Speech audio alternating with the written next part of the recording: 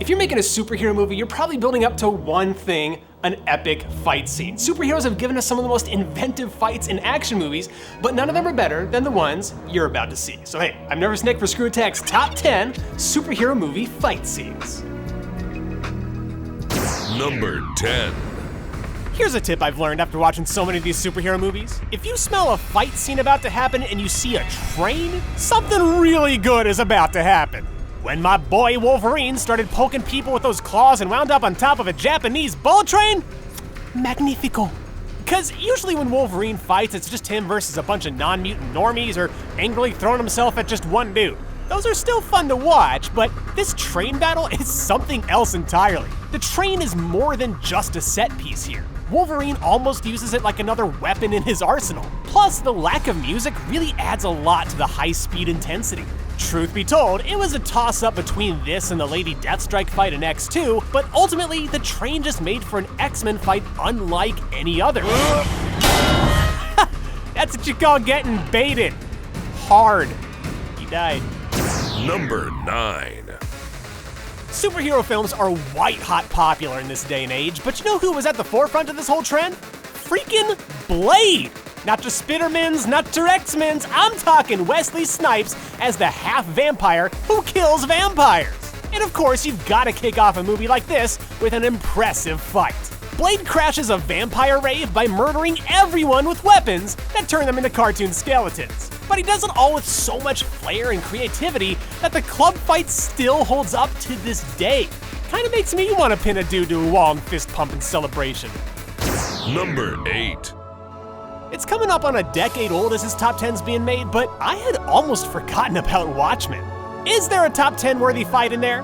Not so much in the theatrical version, but in that extended version, oh, for sure.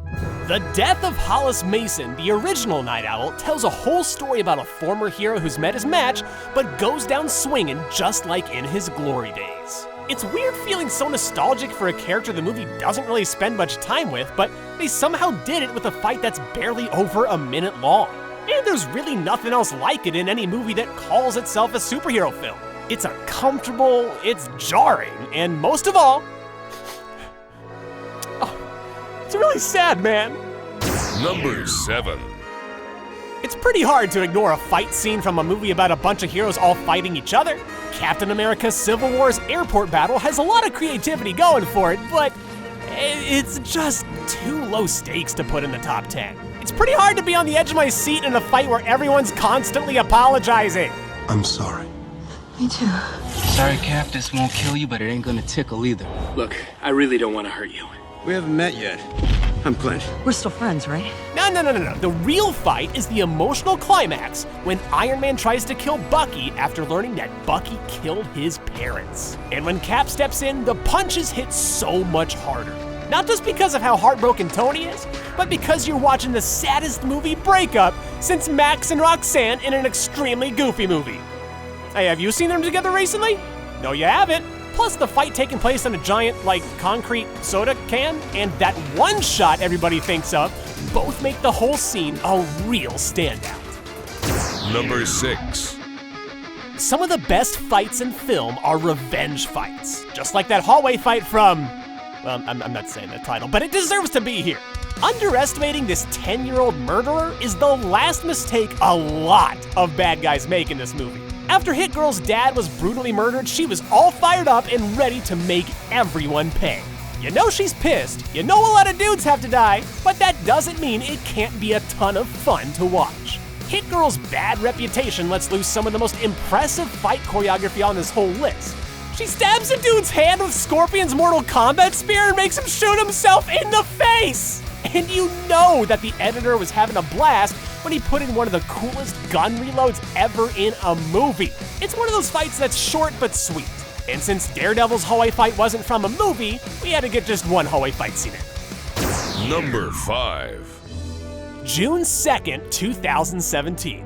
I'm in the theater and I cannot stop smiling at the sight of Wonder Woman crossing no man's land like an absolute boss. Man, that scene just makes me want to go punch a dude in the neck. I'm sorry, I get all hyped up when I watch it. But when those enemy soldiers get all exploded, the fight isn't over yet. Wonder Woman incapacitates 2 whole rooms full of armed and angry Germans in a gorgeously choreographed slow-mo spectacle. And then she flips a tank with her freaking hands. And I'm sorry, I'm trying my hardest not to just brainlessly geek out here, but bro, that long take of the lasso fight, so neat. Number 4. There was an idea to bring together a group of remarkable people to see if they could become something more. So when Marvel spent years building toward it, they could fight a battle we'd never seen before. There's no mistaking just how big of an impact the Battle of New York has had, not just on Marvel, but on the film industry itself. The finale of the Avengers was like a real-life cultural event. The MCU is as colossal as it is now, partly because this enormous 30-minute long war actually worked. The team-up moments are made of pure joy, and that one continuous fly-through shot is still one of my favorite moments. But the Battle of New York isn't just a fanboy's dream come true. It's legitimately a well-made fight. Joss Whedon built this battle like it was its own separate movie, with a beginning, a middle, and a climax. At first, the heroes are overwhelmed for a while, but then they come together and start fighting back. And after they're backed into a corner, they make one final desperation play that ultimately saves the world. Is it the greatest fight ever in a superhero film? Not quite, but it's definitely one of the absolute most important. Number 3.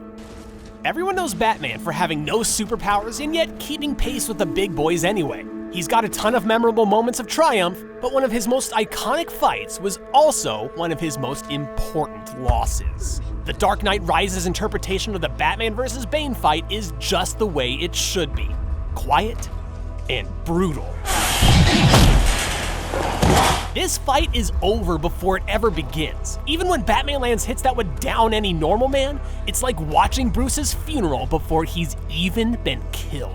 Catwoman and Bane's minions can only look on in mournful silence as he's beaten to the brink of death. And then, the big moment happens.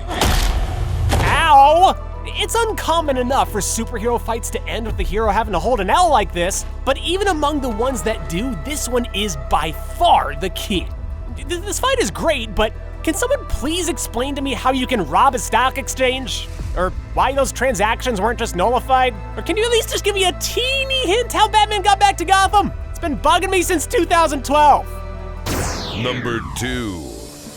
I'm gonna be honest, my favorite scene in Captain America: The Winter Soldier is Nick Fury's escape. No doubt. Maybe that counts as a fight to you, but car chases are easily a whole genre of action scene on their own. One thing I know we're gonna agree on though, that highway fight is top 10 material. It starts the way I like my fight scenes to start. A screaming man getting splattered against a semi-truck.